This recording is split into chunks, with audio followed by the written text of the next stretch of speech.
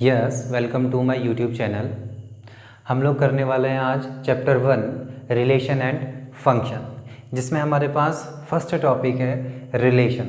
Relation class 11th में भी हम लोगों ने पढ़ा हुआ है, बस यहाँ पे आप लोगों ने एक लाइन याद रखनी है। वो क्या है, मैंने लिखी है बोर्ड में, रिलेशन ऑलवेज ए सबसेट और equal to a Cartesian product, that means R subset and equal A cross B. जब भी दो सेट का कार्टेशियन प्रोडक्ट हम फाइंड करते हैं तो उस कार्टेशियन प्रोडक्ट में जो भी आप लोगों के पास एलिमेंट आता है ऑर्डर्ड पेयर में, तो वही क्या होता है आपके पास रिलेशन। मैं यहाँ पे एक्सप्लेन कर रहा हूँ, एक एग्जांपल लिख रहा हूँ। एक सेट मैंने लिया ए, इसके अंदर number of element 1 2 3। Second set रखा मैंने यहाँ पे बी, इसमें number of element A B C. यहाँ पे नंबर ऑफ एलिमेंट 3 है, एलिमेंट 1 2 3। यहाँ पे भी number of element 3 A B C. Relation A relate to B, 2 related to B, 3 is related to C. तो इसका जो कार्टेशियन प्रोडक्ट आएगा आप लोगों के पास A cross B, 1 comma A, 2 comma B, 3 comma C. Cartesian product को आप लोग हमेशा क्या रखते हो, कर्ली ब्रैकेट में। तो मैं आप लोगों को बताने की कोशिश कर रहा हूँ कि जब भी आप लोगों के पास दो सेट है तो उसका जो कार्टेशियन प्रोडक्ट होगा वही आप लोगों के पास क्या होगा बच्चों, रिलेशन। ठीक है, तो जैसे मैंने ए और बी का कार्टेशियन प्रोडक्ट फाइंड किया तो ये रिलेशन की ही कार्टेशियन फॉर्म होगी। आपको जो क्वेश्चन में दिया रहेगा, क्वेश्चन में आपको सेट बिल्डर फॉर्म दी रहेगी और आपके पास एक सेट गिवन होगा। सबसे पहला काम आप लोग क्या करोगे, रिलेशन की सेट और सेट बिल्डर फॉर्म की हेल्प से कार्टेशियन फॉर्म करोगे, जैसे मैंने किया अभी इस टाइप से। तो ये सारा क्या होगा, रिलेशन के अलोंग आएगा, यानी कि ये सारा जो एलिमेंट है वो रिलेशन में बिलोंग करेंगे। तो जब भी हमारे पास दो सेटों का कार्टेशियन प्रोडक्ट फाइंड करते हैं तो वही आप लोगों के पास क्या होता है बच्चों, रिलेशन। इसके बाद है next topic, total number of relation. Total number of relation आपको एनसीईआरटी बुक में नहीं मिलेगा, ये एक एक्स्ट्रा टॉपिक मैंने ऐड किया हुआ है। बिकॉज जब आप लोग relation and function chapter 1 class 12th का पढ़ ही रहे हो तो कुछ ना हम लोग एक एक्स्ट्रा टॉपिक या फिर कुछ ऐसे टॉपिक भी इसके अंदर रखें जो आपको इंट्रेंस एग्जाम में हेल्प करें। तो मैंने अपनी तरफ से ऐसी कोशिश की हुई है कि इस टाइप के छोटे छोटे टॉपिक जो आप लोगों के पास इस चैप्टर से रिलेटेड है बट एनसीईआरटी में नहीं है, उनको भी रखने की मैंने कोशिश की है।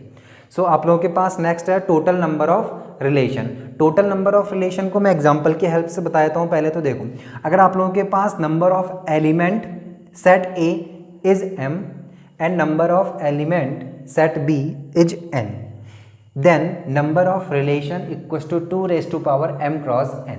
मतलब आप लोगों के पास एक सेट a है, उसके अंदर नंबर ऑफ एलिमेंट कितने बच्चों, m क्या है, constant value, and set B और उसके नंबर ऑफ एलिमेंट कितने बच्चों, n भी क्या है यहाँ पर एक कांस्टेंट वैल्यू। तो इन दोनों का जब कॉम्बिनेशन बनेगा रिलेशन की फॉर्म में, दैट मीन्स इन दोनों की हेल्प से नंबर ऑफ रिलेशन क्या आने वाला है, 2 raise to power m cross n। एक एग्जाम्पल भी लिखा है मैंने, देखो यहाँ पर एग्जाम्पल नंबर फर्स्ट, इसे मैं आप लोगों को एक्सप्लेन कर देता हूँ। Let A be a set 1 2 3, the total number of distinct relation that can be defined over set A. यानी कि हमारे पास क्या है, एक सेट ए गिवन है, तो मैं इसके सॉल्यूशन में क्या लिख सकता हूँ, number of element set A equals to 3।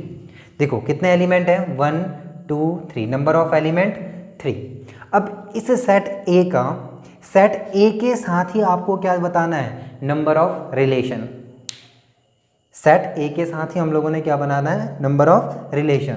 तो ऑल्सो जो सेकेंड सेट होगा वो भी क्या होगा, एन ए, और इसमें भी एलिमेंट कितने होंगे, सेम 3।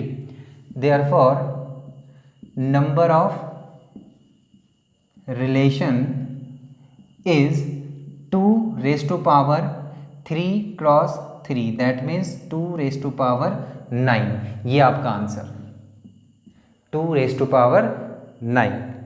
आई होप एग्जाम्पल नंबर फर्स्ट आपको क्लियर है। ठीक है, इसी के साथ सेकंड एग्जाम्पल में आते हैं हम लोग। If number of element set A is n, then total number of distinct relation that can be defined over set A. अभी आपके पास number of element set A is n। देखो ए सेट में कितने एलिमेंट है बच्चों, n। और इस सेट ए का रिलेशन किसके साथ बताना है आप लोगों को, ए के साथ। सेम टू सेम क्वेश्चन, तो सॉल्यूशन में क्या हो जाएगा आपके पास, number of element set A is n, also number of element set A is n, therefore number of relation equals to 2 raise to power n cross n, that is 2 raise to power n square. आपका answer is 2 raise to power n square. तो यह है आप लोगों के पास total number of relation से related example number 1 and example number 2। I hope इतना आप लोगों को क्लियर है। नेक्स्ट टॉपिक है आप लोगों के पास डोमेन, रेंज, कोडोमेन।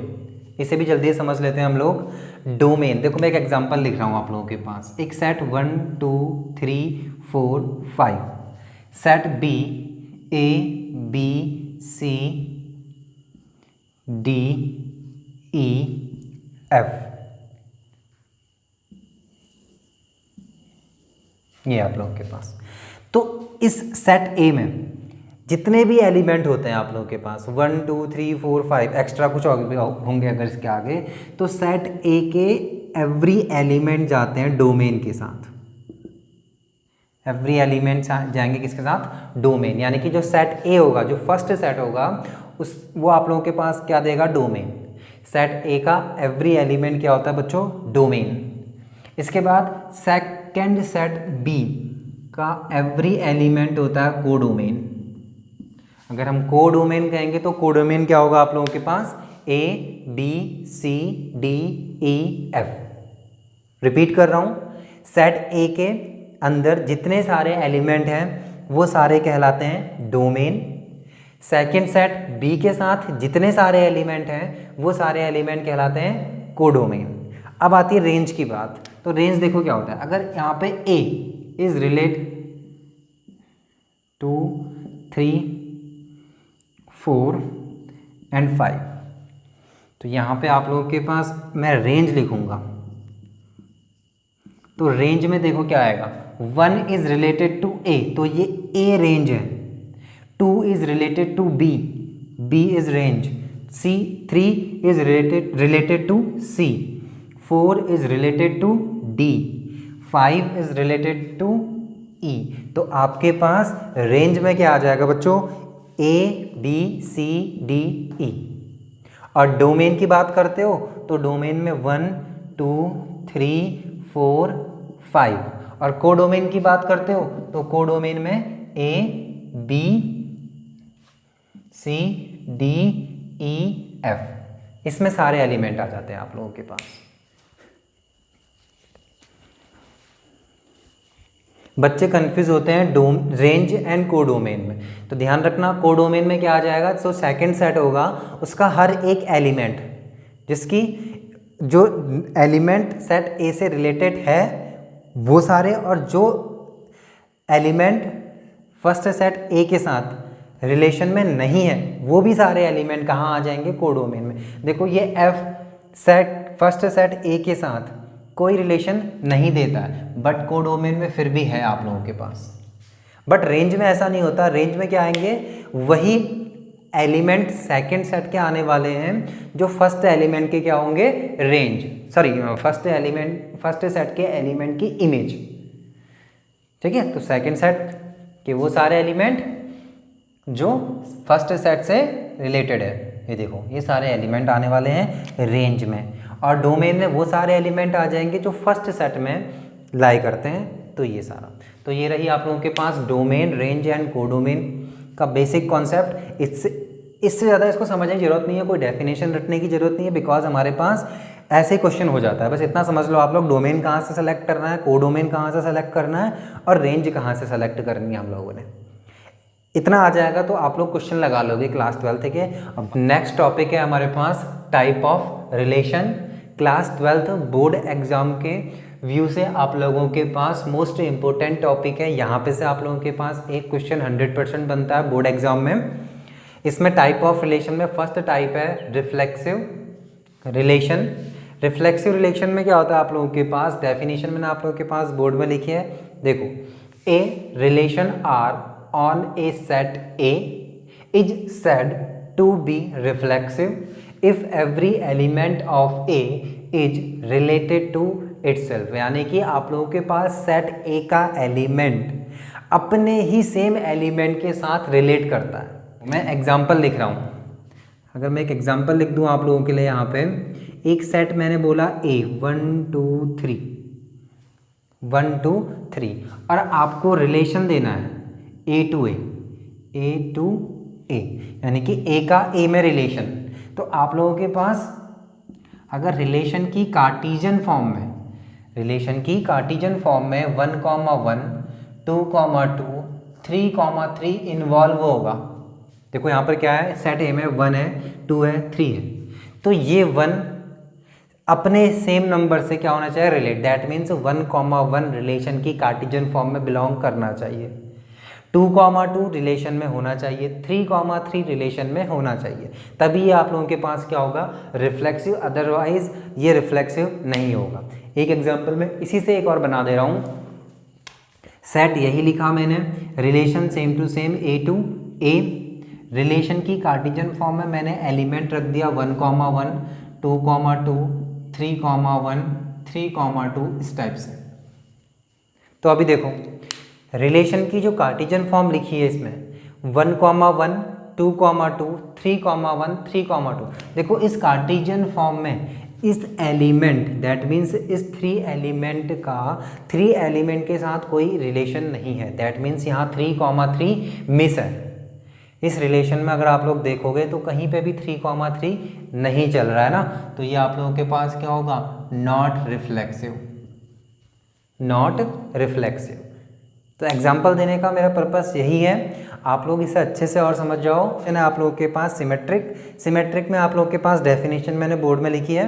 देखो, a relation R on a set A is said to B a symmetric if and only if A comma B belongs to R. A और बी कहाँ से आएगा, सेट ए से,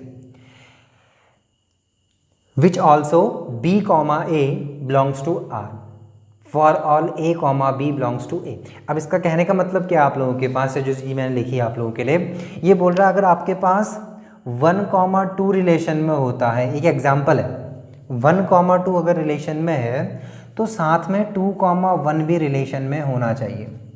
और ये 2, 1 कहाँ पर आएंगे, कहाँ से आएंगे, सेट ए से आएगा, ठीक है।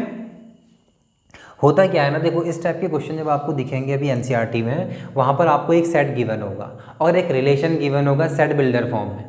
सेट बिल्डर फॉर्म आप लोगों ने पढ़ी है क्लास 11th में, सेट बिल्डर फॉर्म और रोस्टर फॉर्म, इसे बोलते हैं हम लोग रोस्टर फॉर्म।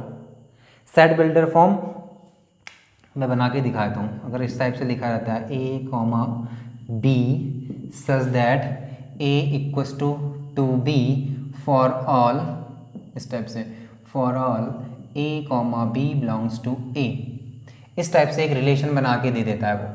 तो इस टाइप को हम बोलते हैं सेट बिल्डर फॉर्म।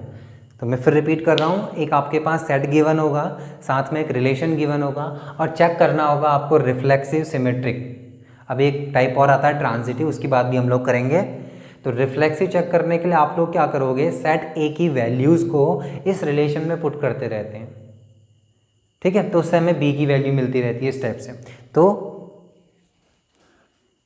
इस टाइप से हम लोग चेक करते हैं रिलेशन को, सिमेट्रिक है, रिफ्लेक्सिव है या फिर ट्रांजिटिव है। ट्रांजिटिव की बात अभी हम करने वाले हैं। तो ये दो क्लियर है आप लोगों के पास, रिफ्लेक्सिव, सिमेट्रिक में एक एग्जांपल मैं और दे देता हूँ। अगर आप लोगों के पास रिलेशन, पहले मैं सेट लिख दे रहा हूँ 1, 2, 3 और यहाँ पर एक रिलेशन दे दिया मैंने कार्टीजन फॉर्म में। यहाँ पर लिखा मैंने 1, 2, 2, 1, 1, 1, 3, 2, इस टाइप से कुछ लिख दिया मैंने, इतना काफ़ी। तो देखो सेट में आपके पास 1 2 लाई कर रहा है, रिलेशन में देखो 1, 2 है और 2, 1 भी लाई कर रहा है।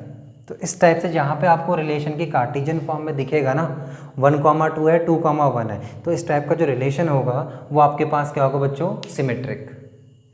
ठीक है, अभी हम लोग सिर्फ डेफिनेशन विथ एग्जाम्पल समझ रहे हैं, बाकी हम एनसीईआरटी के क्वेश्चन भी करने वाले हैं, उन्हें भी हम लोग देखेंगे। नेक्स्ट टाइप ऑफ रिलेशन है आप लोगों के पास ट्रांजिटिव। डेफिनेशन लिखी है मैंने, let A B any set A, relation R on set A is said to B a transitive relation if and only if A comma B belongs to R and b comma c belongs to R which also a comma c belongs to R for all a B c element belongs to set A. देखो आप लोगों के पास क्या होना चाहिए, अगर a comma b relation पे बिलोंग करता है, सेकंड बी कॉमा सी रिलेशन पे लाई करता है, तो यहाँ से फर्स्ट एलिमेंट और यहाँ का सेकंड एलिमेंट, फर्स्ट में से फर्स्ट एलिमेंट, सेकंड में से सेकंड एलिमेंट भी कहाँ होना चाहिए आपके पास, रिलेशन में। That means a comma c also belongs to R. तो इस टाइप के रिलेशन को आप लोग क्या बोलते हो बच्चों, ट्रांजिटिव रिलेशन। एक एग्जांपल लिख रहा हूँ मैं, अगर आप लोगों के पास कहीं पर रिलेशन की कार्टेशियन फॉर्म में 1, 2 लाई करता है, 2, 3 लाई करता है, तो यहाँ से फर्स्ट और यहाँ से सेकंड ये एलिमेंट दैट मीन्स 1, 3 पे रिलेशन में होना चाहिए, तभी ये रिलेशन क्या होगा आपके पास, ट्रांजिटिव। इतना क्लियर है? ये मैं समझता हूँ आप लोगों को reflexive, symmetric and transitive relation आप लोगों को क्लियर है। तो इसके बाद आते हैं हम लोग इक्विवेलेंस रिलेशन। यहाँ पे लिखा है देखो मैंने इक्विवेलेंस रिलेशन, इसकी बात कर लेते हैं पहले, फिर आते हैं हम लोग आइडेंटिटी रिलेशन। पहले हम लोग का बात कर रहे हैं इक्विवेलेंस रिलेशन।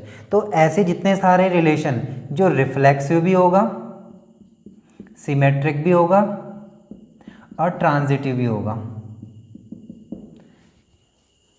ऐसा रिलेशन जो रिफ्लेक्सिव, सिमेट्रिक एंड ट्रांजिटिव तीनों की कंडीशन को सेटिस्फाई करेगा, तो वो रिलेशन कहलाएगा आप लोगों के पास इक्विवेलेंस रिलेशन। तो जब भी आपके पास एनसीईआरटी की क्वेश्चन में आएगा check the relation is equivalence, तो आप लोगों ने क्या करना है, रिफ्लेक्सिव, सिमेट्रिक एंड ट्रांजिटिव तीनों रिलेशन की कंडीशन को सेटिस्फाई करना है, तभी आप बोल सकते हो कोई रिलेशन इक्विवेलेंस रिलेशन होगा। इसके बाद आते हैं हम लोग, नेक्स्ट टाइप ऑफ रिलेशन है हमारे पास आइडेंटिटी रिलेशन। आइडेंटिटी रिलेशन क्या होता है आप लोगों के पास, देखो set A be a set, then the relation identity of a comma a such that a belongs to A on A, that means set A is called the identity relation on set. मतलब इसका कहने का मतलब क्या है, देखो जब भी आप लोगों के पास 1 1 2 2 3 3 4 4 इस टाइप के जितने भी एलिमेंट अगर आप लोगों को रिलेशन की कार्टेशियन फॉर्म में मिलते हैं, तो वो सारे के सारे आप लोगों को जो रिलेशन की कार्टेशियन फॉर्म में मिलता है उसी को हम लोग बोलते हैं आइडेंटिटी रिलेशन। और आप लोगों ने ये भी पढ़ा है इस टाइप के रिलेशन को हम लोग रिफ्लेक्सिव भी बोलते हैं। तो एक नोट आप लोग नोट कर लेना है, यहाँ से मैंने बोर्ड में लिखा हुआ है देखो, every identity relation will be reflexive, symmetric and transitive. तो ये आप लोगों के पास identity relation. Next type of relation है हमारे पास एम्प्टी रिलेशन।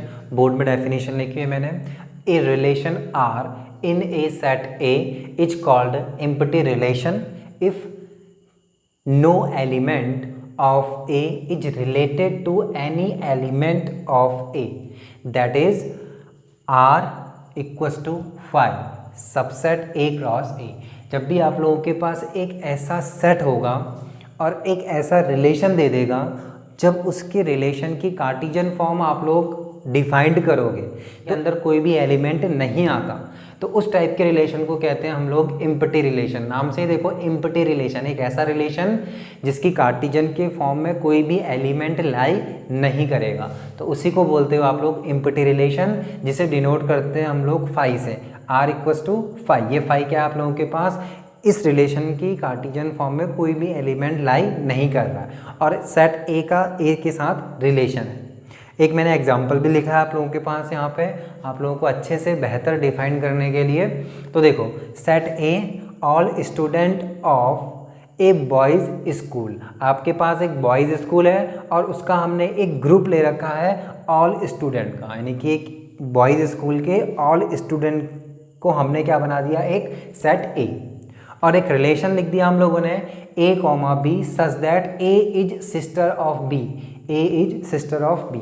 अब आप लोग खुद देखो, जब आपके पास बॉयज़ स्कूल है तो उसमें सिस्टर कहाँ से आ जाएगी, तो ये रिलेशन तो क्या हो जाएगा आपके पास, अगर आप लोग इसकी रोस्टर फॉर्म बनाओगे तो उसमें क्या लिखोगे, फाई, यानी कि आपके पास ए में जो रिलेशन आएगा वो क्या आएगा बच्चों, फाई, क्योंकि आप तो बॉयज़ स्कूल के ऑल स्टूडेंट का आपने एक बैच बनाया जिसको नाम दे दिया सेट ए और रिलेशन दे रखा इसने ए इज सिस्टर ऑफ बी।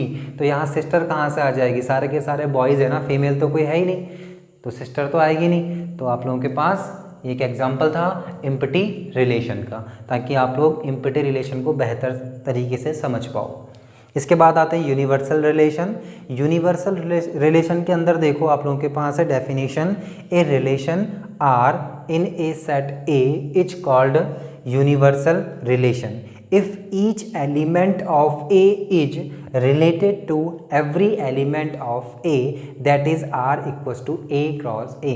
जब भी आपके पास एक सेट A है और उस सेट A का A के साथ रिलेशन जब हम लोग डिफाइंड करेंगे और पहले वाले सेट का हर एक एलिमेंट दूसरे वाले सेट के हर एक एलिमेंट के साथ क्या बनाएगा, एक इमेज कह सकते हो या फिर एक रिलेशन देगा, तो वो आप लोगों के पास कहलाएगा यूनिवर्सल रिलेशन। मैं यूनिवर्सल रिलेशन का मैं आप लोग को एक एग्जांपल भी दे देता हूँ ताकि आप लोग समझ सको।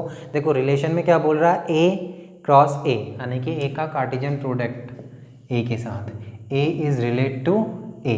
तो ए में अगर मैं 1 2 3 पुट कर रहा हूँ तो इस ए में भी 1 2 3 एलिमेंट ही आएंगे, ठीक है। ए का रिलेशन किसके साथ है, ए के साथ है। तो अगर यहाँ का 1 से रिलेट कर रहा है तो ये 1 2 से भी करेगा, ये 1 3 से भी। तो आप लोगों के पास जो कार्टेशियन फॉर्म आएगी वो क्या आ गई, 1 comma 1 1 comma 2 1 comma 3। As it is 2 is related to 1, 2 is related to 2, 2 is related to 3। तो 2 1 2 2 2 3, एज इट इज 3 1 3 2 3 3। इस टाइप का रिलेशन अगर आप लोगों को मिलता है कहीं पे तो वो आप लोगों के पास क्या होगा बच्चों, यूनिवर्सल रिलेशन। ध्यान में रखना, आपके पास सेट ए क्या, हर एक एलिमेंट इस सेकंड सेट ए के हर एक एलिमेंट के साथ क्या बनाएगा, एक इमेज बनाएगा या फिर रिलेशन में होगा, ये ध्यान रखना।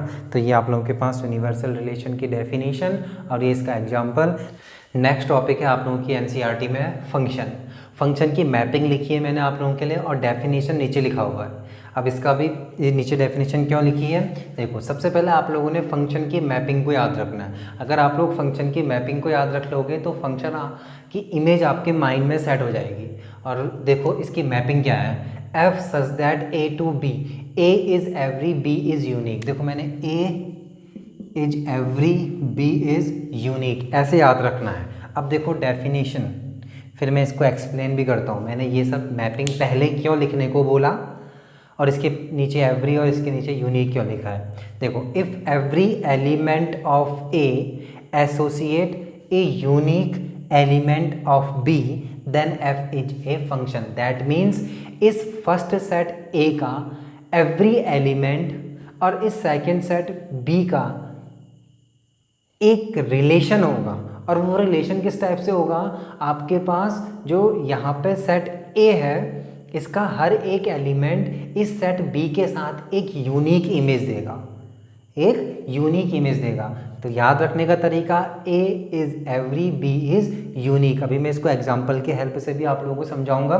तो बस इतना याद रखना है कि जो सेट फर्स्ट होगा उसका हर एक एलिमेंट इस सेकंड सेट बी के साथ रिलेट करेगा। एक नोट लिखा हुआ है मैंने आप लोगों के लिए, इसे भी याद रखना है आप लोगों ने। Every function is relation but every relation need not be function. कहने का मतलब क्या है, जो हर एक फंक्शन होगा वो रिलेशन तो होगा, but every relation need not be function. That means every relation जरूरी नहीं है कि वो आपके पास फंक्शन को सेटिस्फाई करे। तो एवरी फंक्शन तो रिलेशन है, बट एवरी रिलेशन फंक्शन नहीं हो सकता, ये पॉसिबल नहीं है। एग्जाम्पल लिख रहा हूँ मैं आप लोगों के लिए।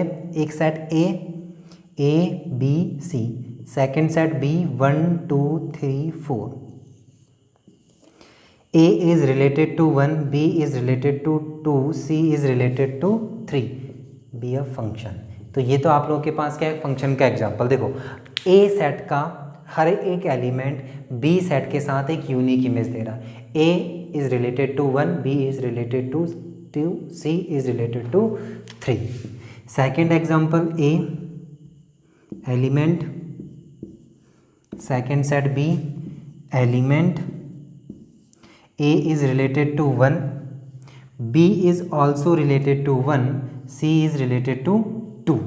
अभी देखो यहाँ पे क्या लिखा मैंने, A is related to 1 and B is also related to 1। अब A एलिमेंट का, A सेट का जो एलिमेंट है A और B, उसकी सेम इमेज है, ये फंक्शन में पॉसिबल है। तो ये तो फंक्शन है आपके पास, यहाँ के दो एलिमेंट सेम इमेज बना सकते हैं। ठीक है, उसने बोला क्या है डेफिनेशन में, ये ध्यान रखना है, एवरी एलिमेंट ऑफ ए। यहाँ का जो एवरी एलिमेंट है वो इस बी के साथ एक यूनिक इमेज बना रहा है। देखो ये दिख रहा है आप लोगों को, ए 1 के साथ रिलेशन में है, तो ए की इमेज क्या है 1 और बी की इमेज क्या है 1, एक यूनिक इमेज है ना। ए इसके बाद किसी और के साथ रिलेशन में तो नहीं है, सिर्फ किसके साथ रिलेशन में है, 1 के साथ। तो ए 1 के साथ रिलेशन में है और बी 1 के साथ रिलेशन में है, सी 2 के साथ रिलेशन में। तो ये एक फंक्शन का आप लोगों के पास एग्जाम्पल है। अब आ जाओ third example, A element, B set element 1 2 3 4। A is related to 1, A is also related to 2, B is related to 3, C is related to 4। अब देखो यहाँ पर A की इमेज, दो इमेज आ गई देखो इसकी, A 1 के साथ भी रिलेशन में है और A 2 के साथ भी रिलेशन में है। तो ये पॉसिबल नहीं होता सेट फंक्शन के साथ, तो नॉट फंक्शन। कभी भी फर्स्ट सेट A के एलिमेंट की दो इमेज नहीं होती फंक्शन में, तो ये आप लोगों के पास फंक्शन नहीं है, बट ये एक रिलेशन है। जो मैंने यहाँ पे नोट लिखा ना आप लोगों के लिए, every function is relation but every relation need not be function, वो यहाँ पे सेटिस्फाई करता है। ये एग्जाम्पल नंबर 3 जो मैंने यहाँ पर इसका एरो डायग्राम बनाया। आई होप आप लोगों को फंक्शन समझ में आ गया, इसकी डेफिनेशन, इसकी मैपिंग विथ एग्जाम्पल और एक ये नोट जो मैंने लिखा है आप लोगों के लिए। वीडियो को पॉज करके आप लोग डेफिनेशन लिखते हुए चलो, ताकि आप लोग एनसीईआरटी के क्वेश्चन अच्छे से लगा पाओ। तो ये फंक्शन है, फंक्शन आप लोगों ने क्लास 11th में भी पढ़ा। ये थोड़ा सा छोटा सा इंट्रोडक्शन है बस फंक्शन का, थोड़ा सा रिकॉल कर लेते हैं हम लोग। हमने तो यहाँ क्या करना है 12th में, टाइप ऑफ रिलेशन पे ध्यान, टाइप ऑफ रिलेशन और टाइप ऑफ फंक्शन पे ध्यान रखना है, क्योंकि हमारा जो क्वेश्चन बनता है बोर्ड एग्जाम में वो टाइप ऑफ फंक्शन और टाइप ऑफ रिलेशन से बनता है।